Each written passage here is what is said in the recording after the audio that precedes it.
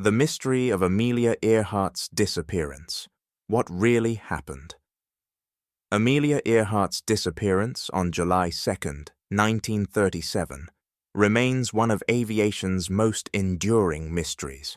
The pioneering aviator, celebrated as the first woman to fly solo across the Atlantic Ocean in 1932, vanished along with her navigator, Fred Noonan, during an ambitious attempt to circumnavigate the globe.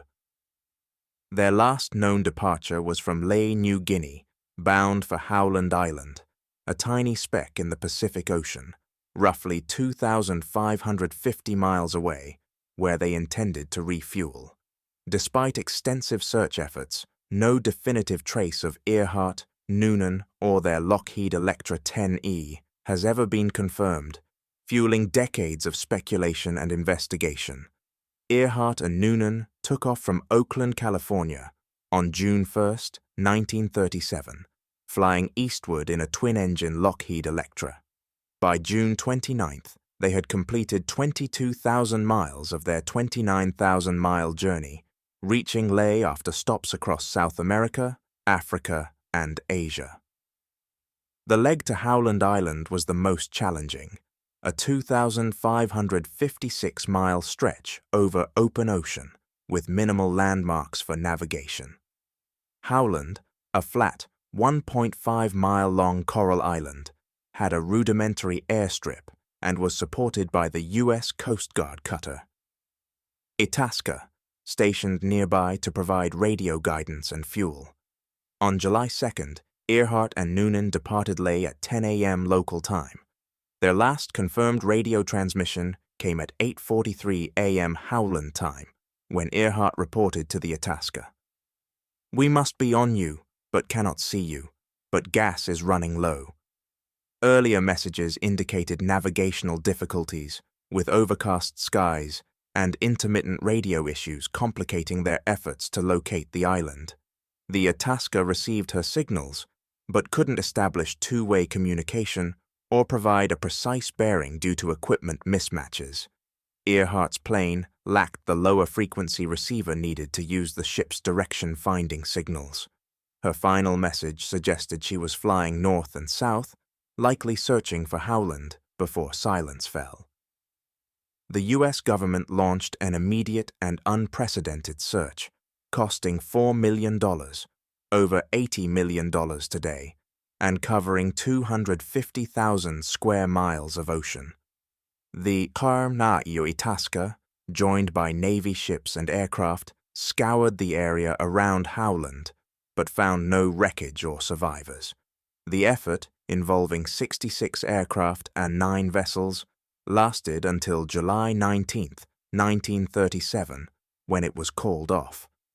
Earhart was declared legally dead on January 5, 1939, though her husband, George Putnam, continued private searches into late 1937.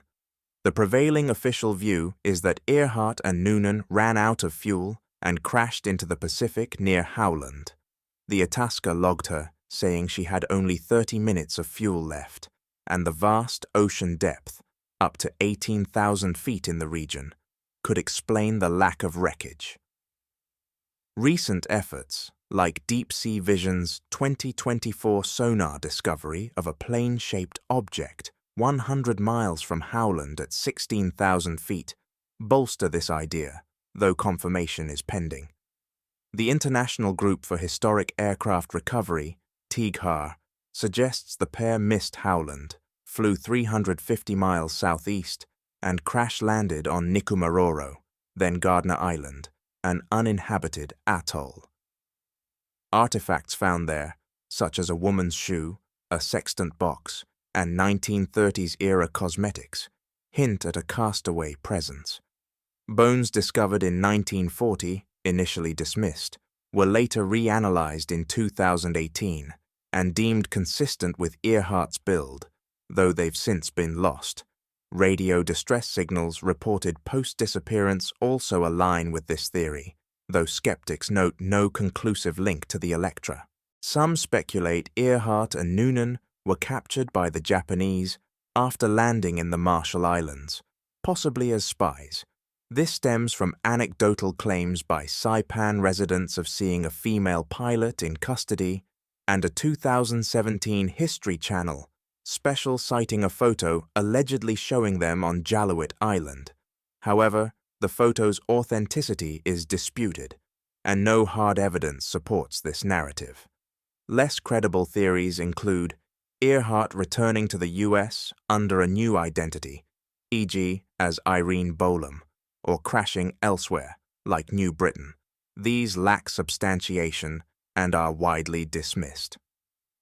In January 2024, Deep Sea Vision, led by Tony Romeo, captured a sonar image of an object resembling a Lockheed Electra, located 100 miles west of Howland at a depth of 16,000 feet. The team scanned 5,200 square miles of ocean floor over 90 days using advanced underwater drones. While promising, experts urge caution until closer inspection, possibly with remotely operated vehicles, confirms its identity. Past expeditions, like Robert Ballard's 2019 Nikumaroro search, have yielded no breakthroughs despite high-profile backing. Earhart's disappearance transcends her fate, reflecting her status as a trailblazer who shattered gender barriers in aviation. The lack of closure has kept her story alive, inspiring countless expeditions and debates. Whether she lies beneath the Pacific or on a remote island, the mystery persists, a testament to both human ambition and the unforgiving vastness of the unknown.